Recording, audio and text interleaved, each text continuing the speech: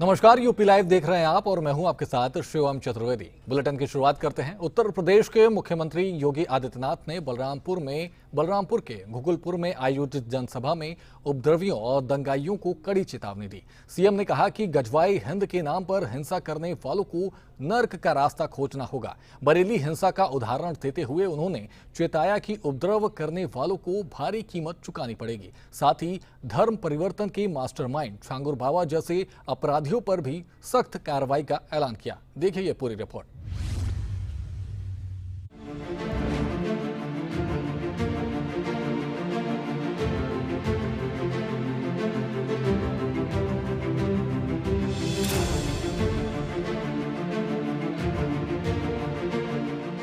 बलरामपुर के धुदुलपुर में मुख्यमंत्री योगी आदित्यनाथ ने बलरामपुर को 825 करोड़ की सौगात दी।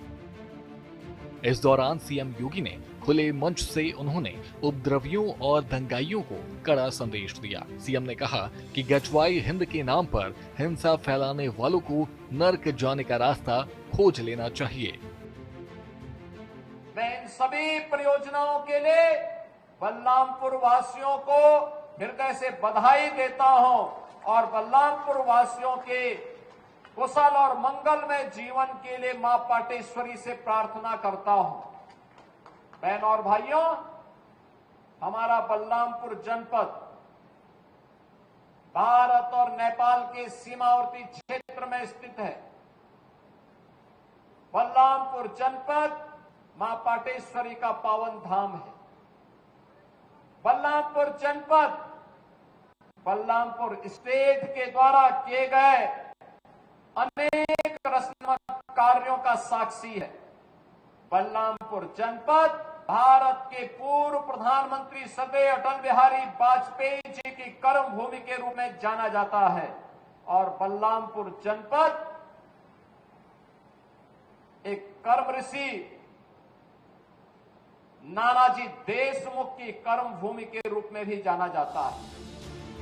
सीएम योगी ने कहा कि उनकी सरकार में कानून का राज है और कोई अपराधी बच नहीं पाएगा। लेकिन गजवाए हिंद का नारा लेकर के भारत के अंदर राष्ट्र विरोधी गतिविधियों को बढ़ावा देने का कुत्सित कार्य कर रहे हैं।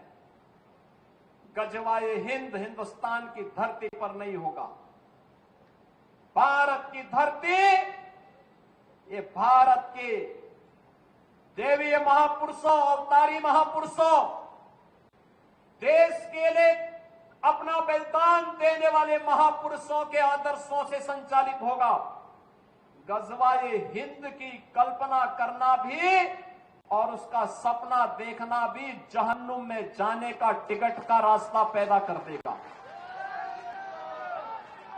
अगर किसी को जहन्नुम में जाना हो तो गजवाए हिंद के नाम पर अराजकता पैदा करने का कुत्सित प्रयास करें और छद्म रूप में जो लोग इस प्रकार की गतिविधियों में लिप्त हैं वे भी कान खोल करके सुन लें। देर सवेर छांगुर जैसे हाल तो उनके भी होने ही हैं। आपने देखा होगा, यही है ये कालनीमियों का हाल। कैसे छद्म रूप से लोगों में भ्रम पैदा हो। जलालुद्दीन ने अपना उपनाम रख दिया था छांगुर बाबा, जिससे हिंदू भ्रम में रहे, समाज की आंखों में धूल झोंक लेगा। लेकिन पापी कितना भी अपने पाप को प्रयास करेगा, उसका पाप का समय तो पाप का घड़ा भरना ही भरना है और पाप का घड़ा भरेगा, इस धरती माता उसको कभी बर्दाश्त नहीं कर पाएगी। और छांगुर जैसे दुष्कर्मियों और राष्ट्रद्रोही तत्वों के द्वारा छद्म रूप से यही कार्य बलरामपुर की धरती से करने का प्रयास हो रहा है। उन्होंने सपा सरकार पर निशाना साधते हुए कहा कि पहले दंगाइयों को छूट मिलती थी, लेकिन अब अपराधियों के खिलाफ जीरो टॉलरेंस नीति है। बहनों और भाइयों, जो लोग आज भी ये सब अच्छा नहीं लग रहा है, जो लोग आज भी किसी किसी गलत मंशा के साथ जी रहे हैं। जो लोग आज भी ये मानते हैं कि अराजकता उनका जन्मसिद्ध अधिकार है, उनको अपनी गलतफहमी दूर कर देनी होगी। वो अपनी गलतफहमी दूर कर ले। वह समय गया जब समाजवादी पार्टी की सरकार हुआ करती थी, कांग्रेस की सरकारें हुआ करती थी। ये लोग दंगा करवाते थे, आगजनी करवाते थे, बेटी की सुरक्षा में सेंध लगाते थे, व्यापारी के प्रतिष्ठानों पर आग लगाते थे और सरकार इनका आवभगत करती थी। वह समय अब चला गया है। अब ये डबल इंजन की सरकार है।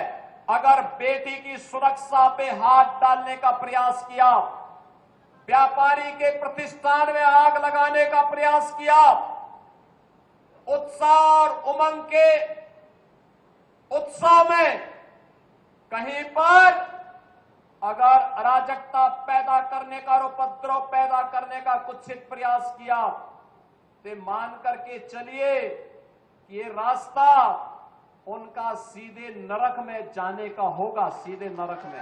एक तरफ विकास अनवरत आगे बढ़ रहा है और दूसरी तरफ विकास की प्रक्रिया में बाधक कुछ तत्व ऐसे भी हैं जिन्हें विकास अच्छा नहीं लगता है, जिन्हें विकास अच्छा नहीं लगता है। वे कहीं न कहीं विकास में व्यवधान पैदा करते हैं, उत्सव के समय उपद्रव पैदा करना चाहते हैं। वे लोग अराजकता को अपना जन्मसिद्ध अधिकार समझते हैं और उन्हीं लोगों को चेतावनी देने की दृष्टि से आज मैं बलरामपुर में भी आया हूं। यही कहने के लिए आया हूं,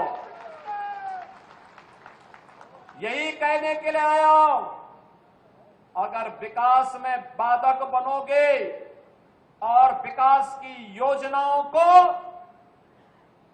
उपद्रव और अराजकता के माध्यम से बाधित करोगे तो ये मान करके चलिए कि विकास पहले उनके विनाश का कारण बन जाएगा। पर्व और त्योहारों के उत्सव और उमंग में अगर कहीं उपद्रव करने का कार्य किया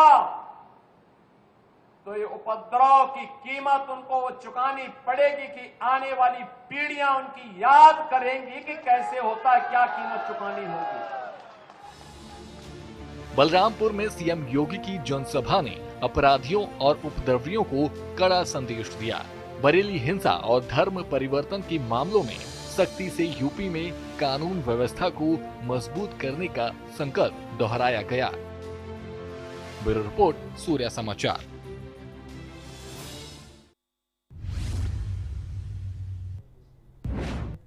वहीं प्रधानमंत्री नरेंद्र मोदी ने रेडियो शो मन की बात के 126वें एपिसोड में फेस्टिव सीजन, आत्मनिर्भर भारत और वोकल फॉर लोकल पर जोर दिया। इसी कड़ी में यूपी में भी मन की बात सुनी गई। लखनऊ में डिप्टी सीएम ब्रजेश पाठक ने इसे सुना और कहा कि ये हमेशा नई प्रेरणा देता है। देखिए रिपोर्ट। एक संकल्प लेकर आप अपने त्योहारों को और खास बना सकते हैं। अगर हम ठान लें कि इस बार त्योहार सिर्फ स्वदेशी चीजों से ही मनाएंगे। रविवार को प्रसारित मन की बात के 126वें एपिसोड में प्रधानमंत्री नरेंद्र मोदी ने त्योहारी सीजन में स्वदेशी उत्पादों को अपनाने की अपील की। यूपी में मन की बात का व्यापक प्रसारण हुआ। लखनऊ में डिप्टी सीएम ब्रजेश पाठक ने इसे सुना और कहा कि ये हमेशा कुछ नया और प्रेरणादायक लाता है। उन्होंने पीएम की अपील पर कहा कि त्योहारों में स्वदेशी खरीदारी से अर्थव्यवस्था मजबूत होगी। आज मन की बात के कार्यक्रम में आदरणीय प्रधानमंत्री नरेंद्र मोदी जी ने देश की जनता को जो आशीर्वचन मार्गदर्शन दिया है, हमारे जो महापुरुष हुए हैं, जिनका देश की आज़ादी में बड़ा योगदान रहा है, जिनका युवाओं के प्रति आज भी एक ऐसा संदेश है कि हर युवा सरदार भगत सिंह जी की में अपना सपना देखता है। मैं आदरणीय प्रधानमंत्री नरेंद्र मोदी जी के मार्गदर्शन के अनुरूप पूज्य सरदार भगत सिंह जी को श्रद्धासुमन अर्पित करता हूं, उनकी स्मृतियों को नमन करता हूं। और लता दीदी ने तो पूरी दुनिया में भारत के सुरों का जादू बिखेरने का काम किया है। और हमारी 2 बेटियां जो नेवी में डिफेंस सेक्टर में, एक मैं कह सकता हूं जिसको हम स्वप्न में भी नहीं सोच सकते कि हमारी कोई बेटी, अकेले 2 बेटियां एक ऐसे नाव में जिसमें पाल लगा हो, जो हवा से चलती हो, उसको लेकर के 47,000 किलोमीटर से अधिक की यात्रा करेंगी। और जो लगभग मैं कह सकता हूं कि कई महीनों तक यात्रा चलेगी, आसपास कोई नहीं होगा। लगभग यात्रा वो 250-250 दिनों की थी। ऐसी अद्भुत यात्रा का संस्मरण उन बेटियों ने माननीय प्रधानमंत्री नरेंद्र मोदी जी के माध्यम से हम सबको सुनाया। मैं अपने देश की, अपने प्रदेश की बेटियों को बहुत बहुत अभिनंदन करता हूं। आदरणीय प्रधानमंत्री नरेंद्र मोदी जी ने जो नारा दिया था, बेटी बचाओ बेटी पढ़ाओ, उस नारे को धरातल पर उतारते हुए हम सब देख रहे हैं। और महिला आरक्षण लागू करके माननीय मोदी जी ने वास्तव में देश की बेटियों को उनका हक देने का काम किया है। इस दौरान डिप्टी सीएम ने स्वदेशी उत्पादों को अपनाने की अपील की। साथ ही यूपी में 7 अक्टूबर को महर्षि वाल्मीकि की जयंती पर अब से छुट्टी होगी। हम चूंकि नवरात्रि का पर्व चल रहा है, हम सब मातृशक्ति को बहुत बहुत प्रणाम करते हैं, अभिनंदन करते हैं। स्वदेशी को लेकर एक बात, स्वदेशी मूवमेंट को आदरणीय प्रधानमंत्री नरेंद्र मोदी जी लगातार बढ़ाने का काम कर रहे हैं और हमारी प्रतिबद्धता है। और हम अपने प्रदेश के लोगों से अपील भी करते हैं कि भारत में निर्मित वस्तुओं को ही खरीदें, भारत में निर्मित वस्तुओं को ही बेचें। और ये सब आदरणीय प्रधानमंत्री नरेंद्र मोदी जी के मार्गदर्शन के उपरांत जन आंदोलन का रूप ले चुका है। हम लोग जीएसटी के जो घटी दरें हैं उसको लेकर के जब हम लोग व्यापारियों के बीच में, आम जनता के बीच में, उपभोक्ताओं बीच में जा रहे हैं, तो स्वदेशी मूवमेंट साथ साथ में तेजी के साथ आगे बढ़ रहा है। और सभी व्यापारी भाई, उपभोक्ता भाई, सब लोग चाहते हैं कि अपने देश में निर्मित वस्तुओं को ही हम खरीदें और देश में निर्मित वस्तुओं को ही बेचें। प्रधानमंत्री जी ने महर्षि वाल्मीकि का जिक्र किया, उत्तर प्रदेश में भी देखिए, आप जानते हैं महर्षि वाल्मीकि जी ने देश को जो ऐतिहासिक ग्रंथ है, सनातन संस्कृति को ऐतिहासिक ग्रंथ रामायण को दिया। भगवान राम को घर घर महर्षि वाल्मीकि जी ने पहुंचाया। और उत्तर प्रदेश सरकार ने ऐसे महान संत के जयंती के अवसर पर अवकाश भी घोषित किया। बरेली में जिस तरह से घटना, उसके बाद देखिए, हम उत्तर प्रदेश में लाइन ऑर्डर को मेंटेन करेंगे। हम सभी पक्षों से अपील करते हैं कि शांतिपूर्वक, त्योहारों का मौसम चल रहा है और हम सब भाईचारे की भावना से उत्तर प्रदेश में अमन चैन बनाए रखें और किसी भी स्थिति में कानून अपने हाथ में लेने हम सभी को साथ लेकर के चल रहे हैं। माननीय प्रधानमंत्री जी सबका साथ, सबका विकास, सबके विश्वास के आधार पर बात आगे बढ़ा रहे हैं और हमारी प्रतिबद्धता है। हम सबका विश्वास रखेंगे और सबको भरोसे में लेकर काम करेंगे। हर स्थिति में उत्तर प्रदेश में हम लाइन ऑर्डर मेंटेन करेंगे। मन की बात का 126वां एपिसोड त्योहारों और स्वदेशी को नई ऊर्जा देगा। डिप्टी सीएम पाठक की प्रक्रिया से यूपी में इसका प्रभाव स्पष्ट है। ब्यूरो रिपोर्ट, सूर्या समाचार।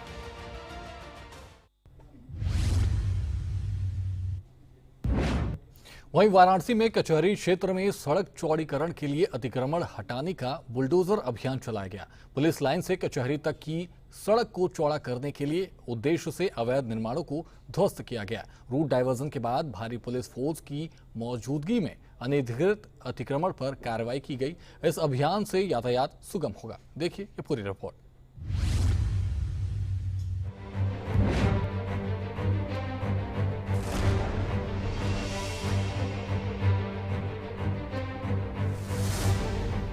वाराणसी में कचहरी से सदहा मार्ग के चौड़ीकरण के लिए लोक निर्माण विभाग ने पुलिस लाइन चौराहे से कचहरी चौराहे तक अतिक्रमण हटाने की कार्रवाई शुरू की।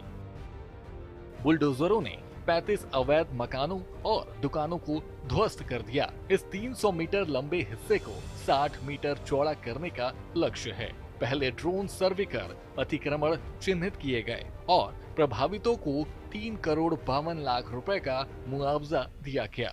कैंट थाना प्रभारी ने शनिवार को सर्वेक्षण कराया था। कार्रवाई के दौरान रूट डायवर्जन लागू किया गया। लंका व सारनाथ थानों की पुलिस, आरपीएफ व पीएसी की 500 से अधिक फोर्स तैनात रही। दंगा नियंत्रण वाहन भी मौजूद था। अभियान 3.5 घंटे चला। अपर जिला अधिकारी आलोक कुमार ने बताया कि ये कार्य मुख्यमंत्री योगी आदित्यनाथ के निर्देश पर तेज किया गया है। कचहरी से सदहा तक 88% कार्य पूरा हो चुका है, जो यातायात को सुगम बनाएगा। सड़क चौड़ीकरण का कार्रवाई चल रहा है। इसमें आप देख रहे होंगे पीडब्ल्यूडी के सहयोग से ये मकानों का जिन्होंने पैसा ले लिया है उनका जो है ये ध्वस्तीकरण की कार्रवाई सड़क चौड़ीकरण को लेकर हो रहा है। ये सड़क चौड़ीकरण का कार्रवाई चल रहा है। इसमें आप देख रहे होंगे पीडब्ल्यूडी के सहयोग से ये मकानों का जिन्होंने पैसा ले लिया है उनका जो है ये ध्वस्तीकरण की कार्रवाई सड़क चौड़ीकरण को लेकर हो रहा है। वाराणसी में बुलडोजर अभियान से कचहरी सड़क चौड़ीकरण को गति मिली। ये विकास कार्य शहर की ट्रैफिक समस्या को कम करेगा। ब्यूरो रिपोर्ट, सूर्य समाचार।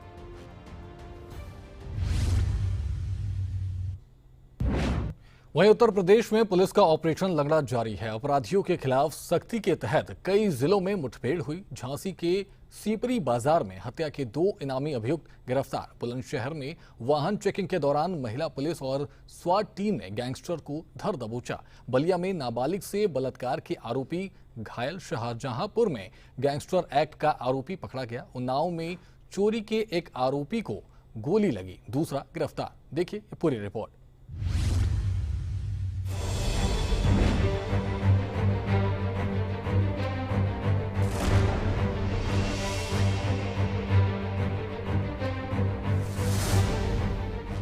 उत्तर प्रदेश में पुलिस का ऑपरेशन लंगड़ा अपराधियों पर लगाम कस रहा है। झांसी के सिपरी बाजार थाना क्षेत्र में हत्या के 2 इनामी अभियुक्तों को मुठभेड़ में गिरफ्तार किया गया। दोनों पर 25-25 हजार का इनाम था। पुलिस को मुखबिर से सूचना मिली थी, जिसके बाद घेराबंदी की गई। अभियुक्तों ने फायरिंग की, लेकिन जवाबी कार्रवाई में उन्हें पकड़ लिया गया। थाना सीपरी बाजार आज गश्त कर रही थी। उसी दौरान एक मुखबिर ने सूचना दी कि आपके यहाँ विगत दिनों एक हत्या के वांछित इस समय आरी नहर पटरी पर पुलिया के पास मौजूद हैं। इस सूचना पर शीघ्र ही सीपरी बाजार पुलिस मैफोर्स से यहाँ आई तो 2 व्यक्ति आरी नहर पटरी पर पुलिया के पास दिखाई दिए। उनको रोकने का प्रयास किया गया तो उन्होंने पुलिस पर फायर किया। आत्मरक्षार्थ पुलिस ने भी जवाबी फायरिंग की। उस फायरिंग में एक व्यक्ति के पैर में गोली लगी और एक व्यक्ति को मौके से दौड़कर पकड़ लिया गया।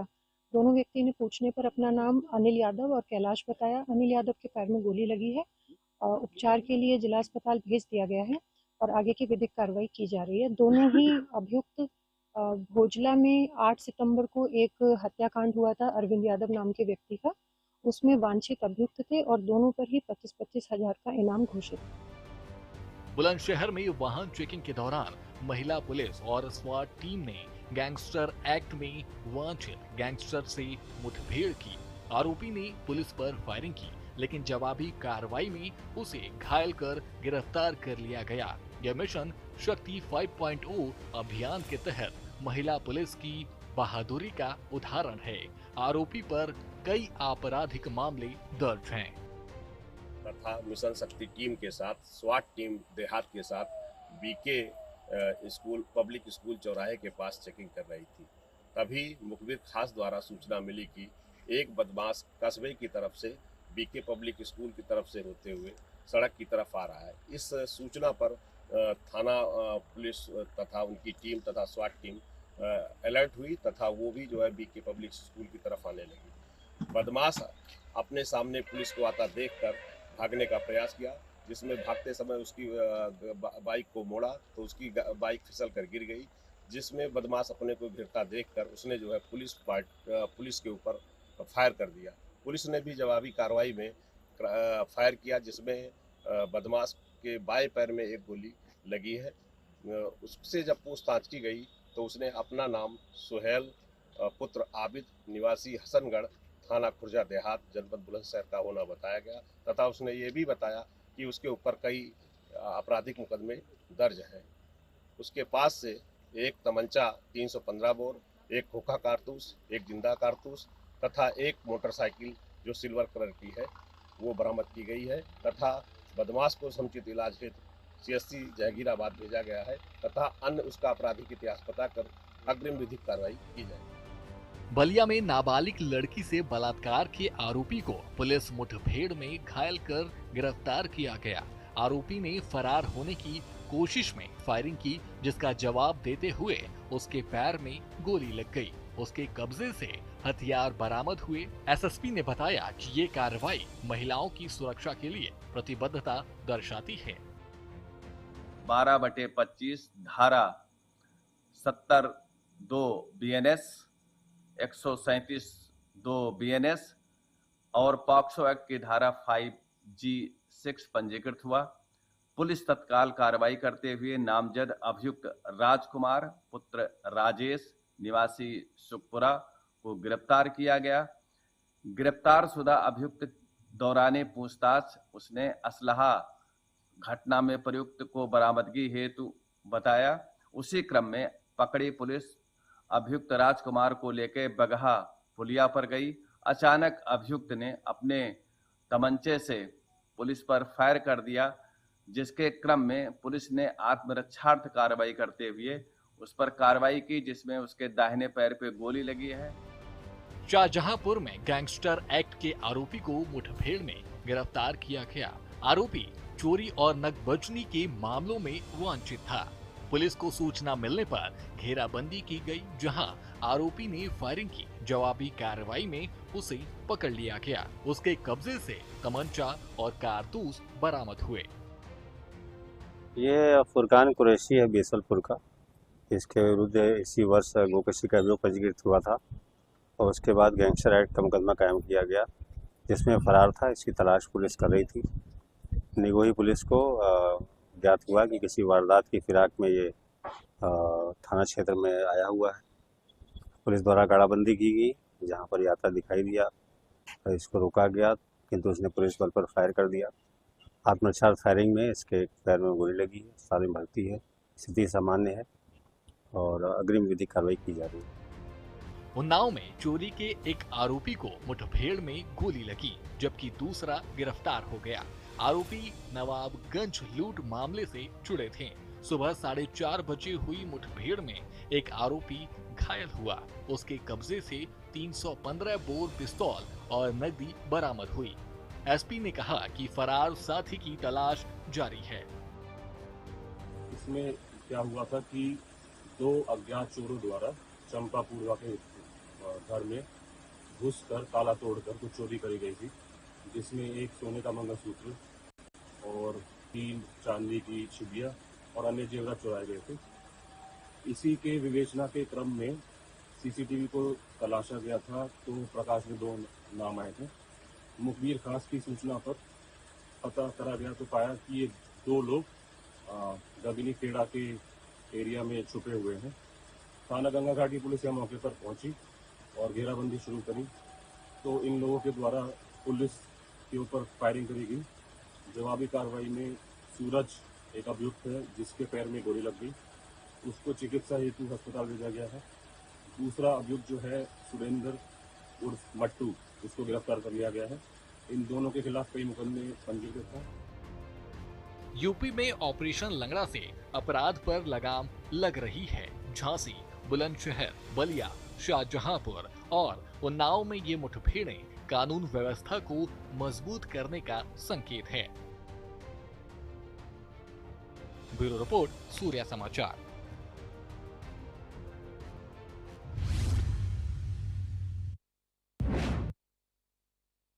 आप बने रहिए सूर्या समाचार के साथ। नमस्कार।